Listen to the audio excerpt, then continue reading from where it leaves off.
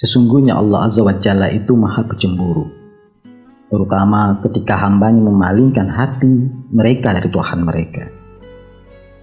Cemburunya Allah Subhanahu wa Ta'ala menunjukkan betapa Allah mencintai hambanya, tetapi betapa naifnya kita. Seringkali kita lupa akan Tuhan yang menciptakan kita. Bahkan ruh yang bersemayam dalam raga kita berasal darinya. Pencemburunya Allah Subhanahu wa Ta'ala digambarkan dalam sebuah hadis qudsi.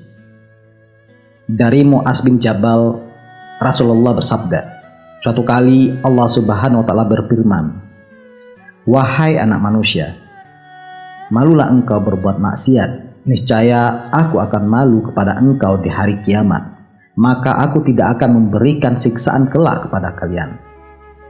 Bertaubatlah kepadaku, niscaya akan aku muliakan kalian layaknya para nabi. Jangan sekali-kali memalingkan hati kalian dariku. Sebab jika kalian berpaling dariku, maka tidak akan ada pertolongan kepada kalian kelak ketika hari kiamat. Meskipun kebaikan yang telah kalian perbuat sebanyak makhluk di atas bumi, niscaya tidak akan aku terima kebaikan itu sedikit pun, hingga kalian benar-benar menyadari dan ingat akan perjanjian denganku, wahai manusia, bahwa aku adalah pemberi rezeki, sedangkan kalian penerima rezeki. Ketahuilah bahwa aku niscaya memberi kalian rezeki. Tetapi jangan pula kalian menaatiku karena aku telah memberi rezeki.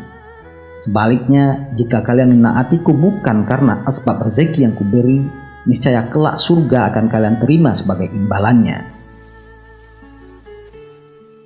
Redaksi hadis qudsi ini sangat jelas menerangkan bahwa Allah Subhanahu wa Ta'ala ingin memperlihatkan cintanya kepada manusia tanpa pamrih.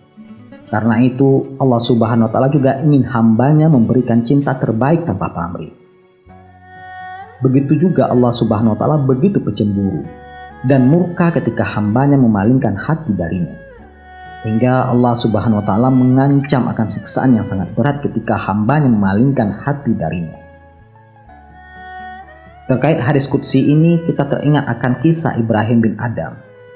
Suatu ketika pria yang dikenal dengan nama lain Ibrahim bin Adam ini terduduk di sebuah tempat. Di sana dia membuka bekal makanannya.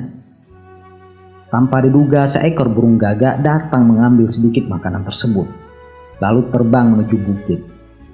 Ibrahim penasaran dengan burung tersebut. Dia membungkus makanannya lalu menunggangi dan memacu kudanya berlari mengikuti arah burung tadi. Tapi burung itu begitu cepat membelah udara, sehingga dia tak lagi mengetahui kemana hewan itu terbang. Karena jejak terakhir yang diingatnya ke arah bukit, dia memacu kudanya ke sana. Sampai di dataran tinggi bukit tadi, Ibrahim menemukan seorang dalam kondisi terikat. Burung gagak tadi ada di dekat orang tersebut. Paruhnya yang membawa makanan bergerak mendekati mulut orang yang terikat tersebut. Burung itu kemudian melepaskan makanannya. Mulut orang terikat itu terbuka dan menelannya. Hal seperti itu terjadi dalam beberapa hari sejak pria tak dikenal itu terikat dan dibuang kawanan perampok. Tapi dengan kuasa Allah, dia masih hidup dan tetap mendapatkan rezeki untuk makan. Sungguh luar biasa. Kisah ini diabadikan oleh seorang alim, Syekh Muhammad bin Abu Bakar al-Aspuri, dalam kitabnya Mawa'is Usfuriyah, yang berarti nasihat burung. Pesan yang terkandung di dalamnya adalah setiap makhluk di alam raya ini memiliki rezeki sendiri-sendiri. Sungguh mustahil sang pencipta membiarkan makhluknya hidup tanpa rezeki.